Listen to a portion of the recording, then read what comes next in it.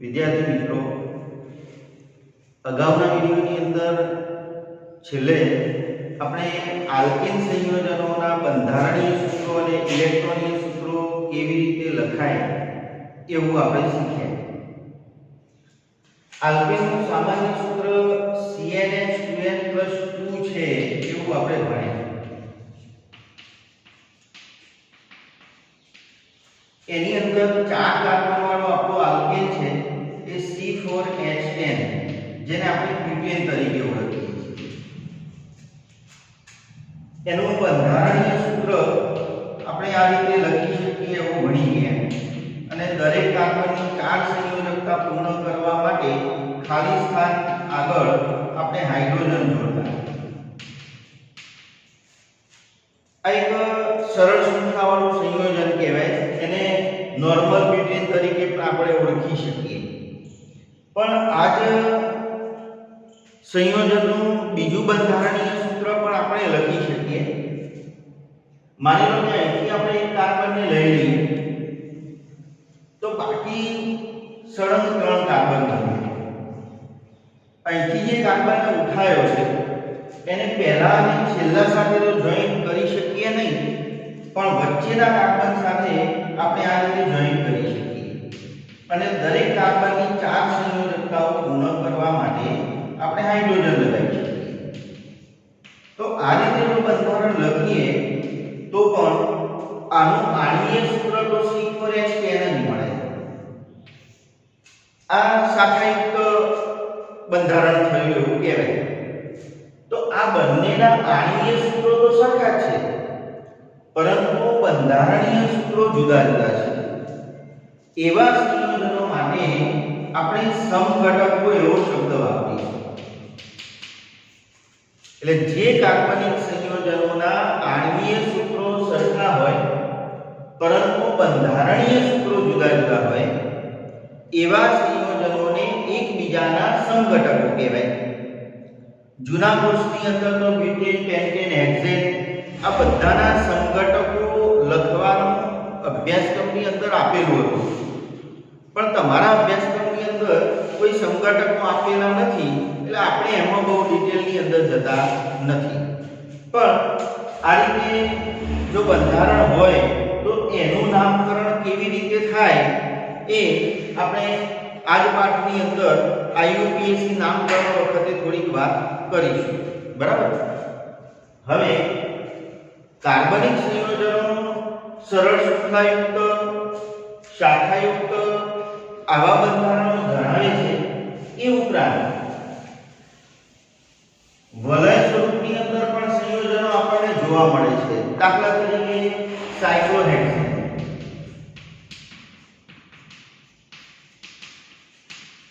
હેક્સેન છે એટલે 6 કાર્બન છે, એટલે 6 * 12 = 14, એટલે C6H14. આનું વલયાકાર રચનાની અંદર કાર્બન આ રીતે ષટ્કોણ આકારે ગોઠવાયેલા છે અને દરેક કાર્બનની 4 સંયોજકતા પૂર્ણ કરવા માટે આપણે બે હાઇડ્રોજન જોડવા પડે.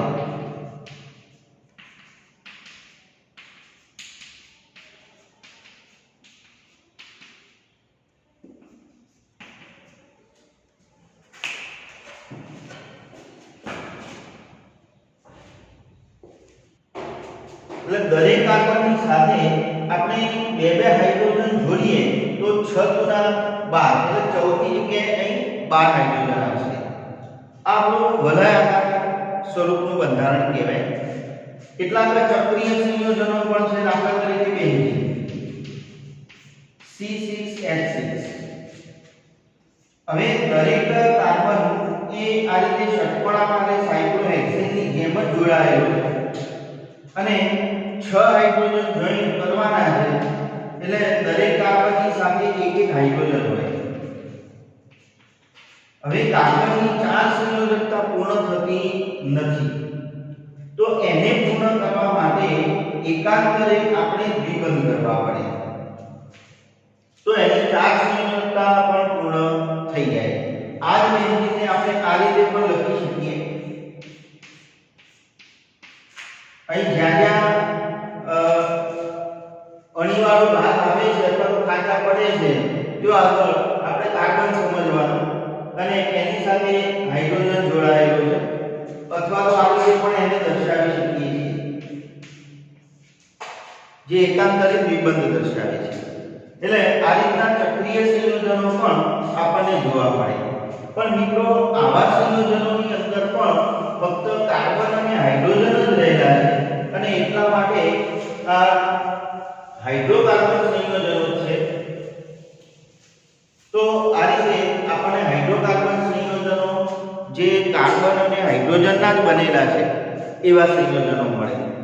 પણ મિત્રો કાર્બન એ ખૂબ જ મૈત્રીપૂર્ણ સ્વભાવ ધરાવે છે, દરેક સાથે એ સેટ થઈ જાય। તો આવા હાઇડ્રોકાર્બન સંયોજનોની અંદરથી કોઈ એક જગ્યાએથી એક અથવા એક કરતાં વધુ જગ્યાએ હાઇડ્રોજનનું વિસ્થાપન કરી અને sulphur, nitrogen, oxygen, chlorine, bromine આવા કોઈ પણ પરમાણુઓ તમે જોઈન કરી શકો, જેને આપણે વિષમ પરમાણુઓ એવો શબ્દ વાપરીશું। હવે આવા વિષમ પરમાણુઓ જો જોડાયેલા હોય તો એવા સંયોજનોના ગુણધર્મો થોડાક બદલાય છે, પણ એ ગુણધર્મોનો આધાર કયો વિષમ પરમાણુ હાજર છે એની ઉપર રહેલો છે। હવે એવું નથી કે એક જ પરમાણુ એની અંદર જોઈન થઈ શકે, પણ એક કરતો વધુ પ્રકારના પરમાણુઓ ધરાવતા સમૂહ પણ હાઇડ્રોજનનું વિસ્થાપન કરી અને આપણે જોઈન કરી શકીએ, જેના માટે ક્રિયાશીલ સમૂહ એવો શબ્દ વપરાય।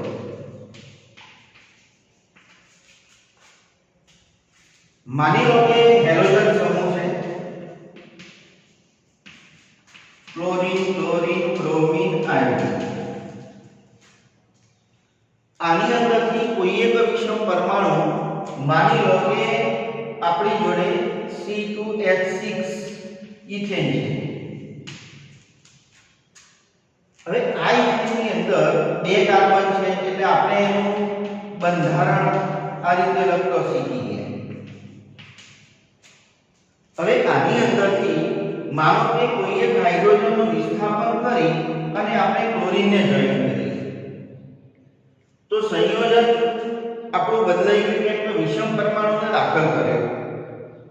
પણ આમ તો હાઇડ્રોકાર્બન હોય તો ઇથેન કહીએ છીએ, પણ વિષમ પરમાણુ દાખલ કર્યો એટલે આપણે એનું નામકરણ પાછું બદલવું પડે। તો આને આપણે ક્લોરોઇથેન આવું પણ કહી શકીએ। પણ તમે ભણ્યા નથી હજુ આને CH3 CH2 Cl આવું પણ લખી શકીએ। તો આ જે સમૂહ છે એને આપણે પાછા ઇથાઇલ કહીશું, એટલે આનું બીજું નામ કેવું હોય ઇથાઇલ ક્લોરાઇડ પણ આપણે કહી શકીએ। ઘણી વખતે આ તો બે છે એટલે નંબર ના આપ્યો ચાલી જાય, પણ માનો કે નંબર આપવા હોય તો આપણે આ રીતે કાર્બનને નંબર પણ આપી શકીએ। ડાબીથી જમણી તરફ પણ અપાય, જમણીથી ડાબી તરફ પણ અપાય, પણ મોટે ભાગે આપણે ડાબીથી જમણી તરફ આપતા હોઈએ છીએ। એટલે પહેલા નંબરના કાર્બન સાથે ક્લોરીન જોડાયેલો છે એટલે આપણે આનું નામ 1-ક્લોરોઇથેન એવું પણ કહી શકીએ। અહીં આગળ કાર્બનની સંખ્યા પ્રમાણે આલ્કેનનું જે નામ હોય તો આપણે લેવાનું છે। દાખલા તરીકે જો 3 કાર્બન વાળો પ્રોપેન હોય અને અહીં આગળ માનો કે આપણે Cl ને જોઈન કર્યું હોય તો અહીં આગળ આપણે નંબર આપીએ તો બીજા નંબરના કાર્બન સાથે ક્લોરીન છે એટલે આપણે શું લખીશું, હવે 2 ક્લોરો અને 3 કાર્બન વાળા આલ્કેનનું નામ શું તો પ્રોપેન, તો 2 ક્લોરો પ્રોપેન। જો ક્લોરીન અહીં આગળ હોય તો પહેલા નંબરના કાર્બન સાથે થયો એટલે અહીં શું લખતા 1 ક્લોરો પ્રોપેન। આ રીતે આપણે એનું નામકરણ કરી શકતા હોઈએ છીએ। પણ આવા નામકરણ પણ થોડા પછી આ જ પાઠની અંદર આપણે જોઈશું, એટલે અત્યારે આપણે એમાં જતા નથી। હવે તમને ક્રિયાશીલ સમૂહો થોડાક આપેલા છે, એની અંદર એક તો આલ્કોહોલની વાત કરેલી છે, OH, પછી કીટોન જેને કાર્બોનિલ સમૂહ પણ કહેવાય, પછી આલ્ડીહાઇડ, CHO, બરાબર, પછી કાર્બોક્સિલિક એસિડ,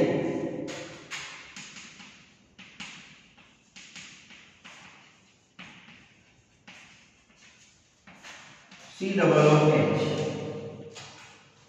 સમૂહો તો આ સિવાય પણ ઘણા બધા છે, પણ એ વધારાના બીજા સમૂહો તમે 11 12 ની અંદર જશો એટલે તમે આગળ ભણશો.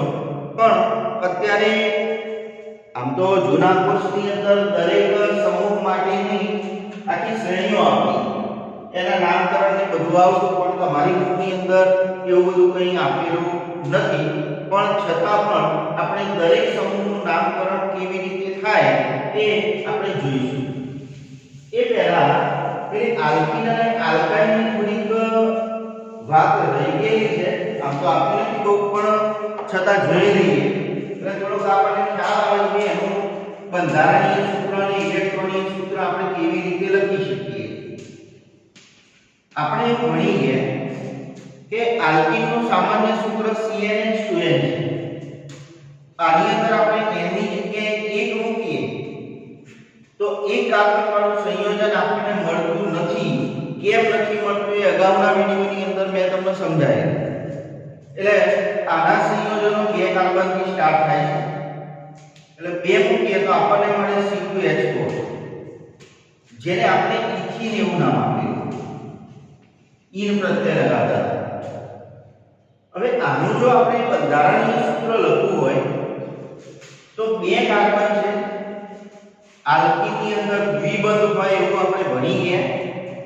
એનો મતલબ એ થયો કે અહીં આગળ આપણે દ્વિબંધ બતાવી શકીએ, કેમ કે કાર્બન કાર્બન વચ્ચે દ્વિબંધ હોય, કાર્બન અને હાઇડ્રોજનની વચ્ચે કદી દ્વિબંધ હોય નહીં, એવું પણ આપણે ભણી ગયા. હવે દરેક કાર્બનની 4 સંયોજકતા પૂર્ણ કરવા માટે આપણે અહીં આગળ હાઇડ્રોજન જોઈન્ટ કરીશું એટલે આપણને એનું બંધારણીય સૂત્ર મળી જાય. હવે આનું જો મારે ઇલેક્ટ્રોનિક સૂત્ર લખવું હોય તો આપણે એવું જાણીએ છીએ કે 2 બંધ ક્યારે મળે તો 2 ઇલેક્ટ્રોનની ભાગીદારી થાય ત્યારે. અહીં આગળ દ્વિબંધ છે એટલે 2 ઇલેક્ટ્રોનની ભાગીદારી બતાવીશું. જો આગળ સિંગલ બંધ છે ત્યાં 1 ઇલેક્ટ્રોનની ભાગીદારી બતાવીશું. એટલે આલ્કીનની અંદર જેમ લખતા તે રીતે ઇલેક્ટ્રોનિક સૂત્ર લખવાનું છે. ફક્ત ધ્યાન એટલું રાખીશું કે કોઈ જગ્યાએ દ્વિબંધ અથવા ત્રિબંધ આવતો હોય તો એ પ્રમાણે આપણે ઇલેક્ટ્રોનની ભાગીદારી બતાવવી પડે. માની લો કે 3 કાર્બન હોય તો આપણને મળે C3 3 ગુણા 6, તો આપણે આને કહેતા પ્રોટીન. હવે આનું બંધારણ લખવું હોય તો 3 કાર્બન છે, દ્વિબંધ આપણે બતાવવો છે તો આની અંદર 2 શક્યતાઓ છે. કાં તો તમે દ્વિબંધ અહીં આગળ લખી શકો અથવા તો તમે દ્વિબંધ અહીં આગળ લખી શકો. હવે દરેક કાર્બનની 4 સંયોજકતા પૂર્ણ કરવી પડે એટલે અહીં આગળ આપણે હાઇડ્રોજન જોઈન કરતા જઈશું એટલે ઓટોમેટિક હાઇડ્રોજનની સંખ્યા તો આપણી 6 થઈ જવાની. અહીં આગળ પણ એ રીતે 4 સંયોજકતાઓ પૂર્ણ કરતા જઈશું અને એ રીતે હાઇડ્રોજન જોડતા જઈશું. ઇલેક્ટ્રોનિક સૂત્ર લખવું હોય તો અહીં આગળ દ્વિબંધ છે એટલે આપણે અહીં આગળ આપણે 2 ઇલેક્ટ્રોનની ભાગીદારી બતાવવી પડે. આ બાજુ એક બંધ છે એટલે 1 ઇલેક્ટ્રોનની ભાગીદારી બતાવીશું. પછી જ્યાં જ્યાં સિંગલ બંધ છે ત્યાં આગળ 1 ઇલેક્ટ્રોનની હાઇડ્રોજન સાથેની ભાગીદારી બતાવતા જવાની. ચલો અહીં ઉપર એક, સાઈડમાં એક, અહીં આગળ એટલે 3 અને 3 6. એવી જ રીતે આનું પણ લખાય. પણ પ્રશ્ન એ થાય કે આઇઓપ્રોપીન અને આઇઓપ્રોપીન તો બંનેને અલગ કેવી રીતે પાડવા? તો એના માટે આપણે અગાઉ જે નંબર આપવાની વાત કરી એ રીતે આપણે નંબર આપીશું. હવે અહીં આગળ 2 પહેલા અને બીજા કાર્બનની વચ્ચે દ્વિબંધ છે એટલે 1 અને 2 માં પહેલું જે આવતું હોય એનો ઉપયોગ કરવાનો એટલે પહેલા આવે. આમાં 2 અને 3 ની વચ્ચે છે એટલે 2 પહેલા આવે તો 2 નો ઉપયોગ કરીશું. તો આપણે આનું નામ શું કહીશું? 1 પ્રોપીન.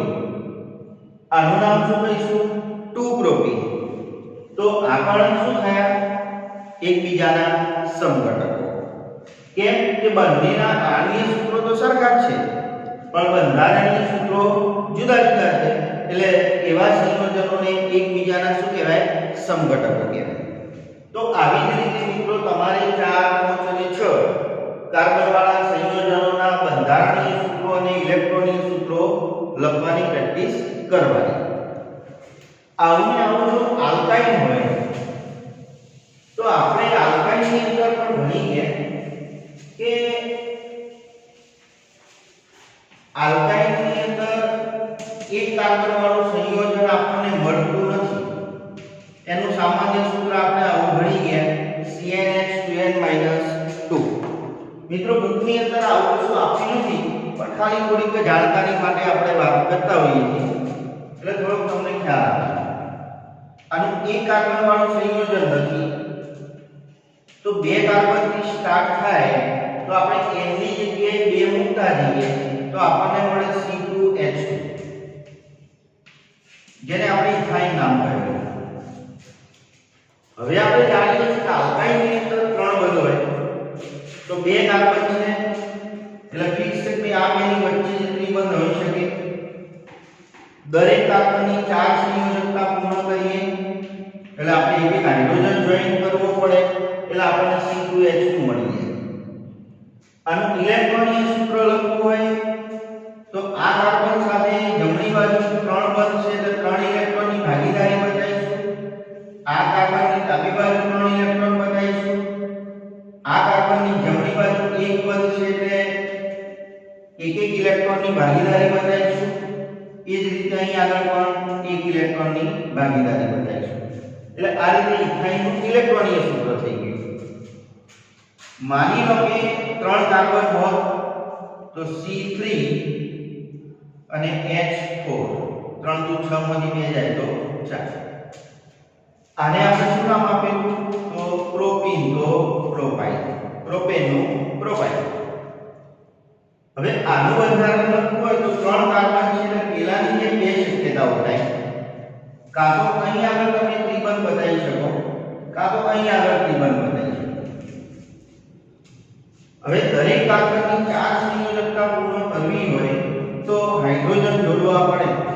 તો આની 4 થઈ ગઈ, આની 3 ને 4 થઈ ગઈ એટલે વચ્ચેના કાર્બન ઉપર તો કોઈ હાઇડ્રોજન આવશે નહીં.